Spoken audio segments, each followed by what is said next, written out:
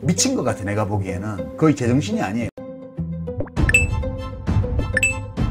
윤석열이 끝나가고 있다는 것을 미국 외교 잡지가 추가로 까며 제대로 분석했는데 중요한 부분이 있었습니다. 디플로매트는 한국인 다수는 자국 대통령이 일을 잘 못한다고 여기고 있다. 왜 그런지 설명할 거리는 부족하지 않다라면서 그 주된 요인 중 하나로 민주당과의 비건설적 경쟁도 윤석열의 인기 하락 요인으로 들었습니다. 기사에서 디플로매트는 지난 4.10 국회의원 총선에서 민주당과 조국혁신당을 포함한 야권이 300석 중 192석을 얻어 원하는 법안을 모두 통과시킬 힘을 갖게 됐다고 소개했습니다. 잡지는 그러나 대통령에겐 통과된 법안에 대한 거부권이 있고 윤 대통령은 이미 역대 어느 대통령보다 더 많은 거부권을 행사했다고 거부권 남용 사실을 알렸습니다.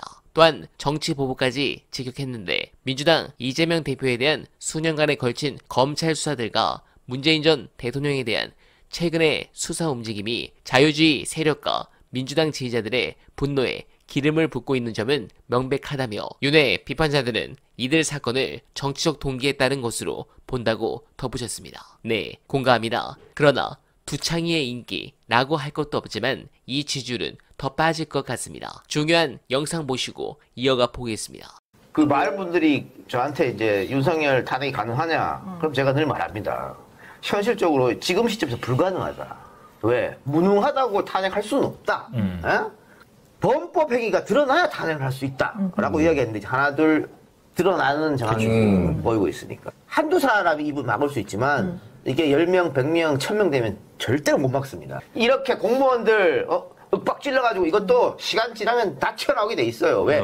내가 살아야 되거든. 부당한 지시, 부당한 개입, 힘이 셀 때 말 못하잖아요. 그럼 나 감춰놓고 있는 거지. 짠 이렇게 드러나게 돼 있다. 그래서 이동영 씨 깃발 드세요. 따르겠습니다. 저는 깃발 드는 스타일은 아닙니다. 뒤에서 여러분 하는 일이 다 달라요. 우리 김은마 같은 사람 뻔뻔해갖고 막 가만히 있을 수 있냐고 나가야 돼.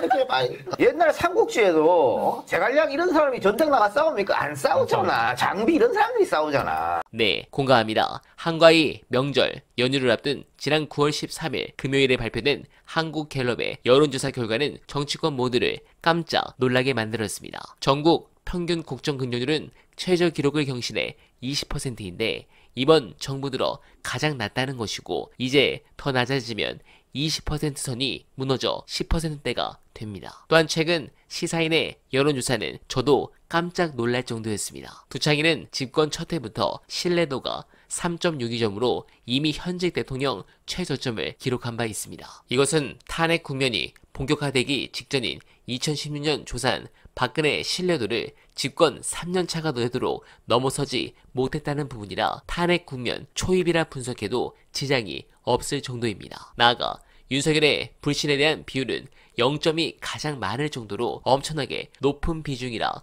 볼 수 있습니다. 즉 0점을 준 분들은 거의 대부분이 국힘에 표를 주지 않겠죠. 이런 것을 보면 윤석열이 결국 지선을 앞두고 탈당할 가능성이 굉장히 높다라는 것을 알 수 있습니다. 사실 저는 이런 상황에서도 탄핵 가능성을 높게 보지 않습니다. 저 조중동이 이렇게 간단하게 정권을 넘겨줄 리가 없습니다. 그러나 의료 대란으로 국민 다수의 생명이 위협을 받는 지금 이 기간이 좀 더 길어지면 그때는 판이 변할 것 같습니다. 제발 여러분들과 가족분들은 건강에 문제 없으시길 간절하게 기원하며 어나바는 내일도 최선을 다하겠습니다. 여러분 고맙습니다.